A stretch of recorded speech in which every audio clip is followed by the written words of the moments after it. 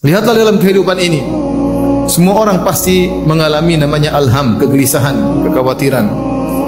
Bukan hanya si miskin yang sedih dan khawatir tentang kondisinya, khawatir bagaimana dia bisa makan atau tidak, bagaimana pekerjaannya, apakah cukup hasil kerjaannya atau tidak. Ternyata kita dapati juga orang-orang kaya yang mereka juga khawatir tentang hartanya, apakah masih terjaga ataukah bisa dirampas oleh orang lain, ataukah akan kalah dalam persaingan bisnisnya. Bukan cuma orang miskin yang sedih karena rasa lapar yang dia alami, khawatir dia bisa makan atau tidak. Di sana juga ada orang-orang berada yang khawatir dengan apa yang telah dia makan dalam perutnya. Bukan hanya rakyat jelata yang khawatir tentang masa depannya, pergolakan politik yang terjadi yang dia lihat selalu berubah. Bahkan para negarawan, para pejabat, para penguasa, mereka juga gelisah tentang keputusan yang akan mereka ambil. Dan demikianlah kehidupan manusia, tidak terlepas dari yang namanya alham, kegelisahan. Dan jika alham sudah datang menimpa, maka semua akan menjadi terasa sempit. Seorang yang tinggal di istana yang luas, maka terasa sempit baginya. Kehidupan terasa berat baginya. Malam tidak bisa tidur, bahkan satu detik yang dia lewati terasa sangat lama rasanya. Kenapa? Dia sedang ditimpa dengan alham. Lihatlah kita demikian. Kita memikirkan anak-anak kita, bagaimana masa depannya. Yang remaja putri masih belum menikah, bagaimana dengan pergaulannya, kita pikirkan sebagai orang tua.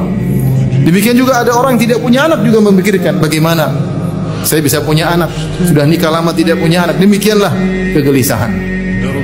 Karenanya diriwayatkan dari Ali bin Abi Thalib radhiyallahu taala anhu dengan sanad yang lemah dalam Al-Mu'jam Al-Awsat Tabrani, ketika beliau berbicara tentang makhluk Allah yang terkuat, maka ada yang mengatakan makhluk Allah yang terkuat adalah al-jibal, gunung.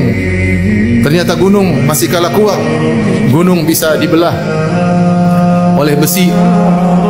Apakah besi yang terkuat? Tidak, ternyata besi masih lemah. Besi bisa dileburkan oleh api. Ternyata api lebih kuat daripada besi. Apakah api adalah makhluk Allah yang terkuat? Ternyata tidak. Api bisa dipadamkan dengan air. Dan apakah air adalah makhluk Allah yang terkuat? Ternyata tidak. Ternyata air bisa dipikul, dibawa oleh awan di atas udara sana. Apakah awan makhluk Allah yang terkuat? Jawabannya tidak. Ternyata awan diombang-ambingkan oleh angin yang berhembus. Apakah angin makhluk Allah yang terkuat? Ternyata tidak. Angin mudah ditepis oleh manusia dengan tangannya. Apakah manusia makhluk yang terkuat? Ternyata tidak. Manusia terdominasi oleh rasa kantuknya. Kenapakah rasa kantuk makhluk Allah yang terkuat? Ternyata tidak.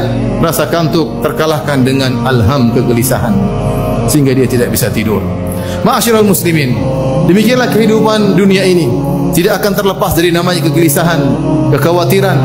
Sungguhnya kekhawatiran, kegelisahan tersebut hanya hilang jika seorang telah meletakkan kakinya di surga kelak. Oleh karenanya di antara ucapan pertama yang diucapkan oleh para penghuni surga ketika masuk surga, mereka berkata, alhamdulillahilladzi adhaba 'annal hazan, inna rabbana laghafurun syakur. Segala puji bagi Allah Subhanahu wa taala yang telah menghilangkan segala bentuk kesedihan dari hati kami. Sungguhnya Rabb kami adalah Maha Pengampun lagi Maha Penyayang.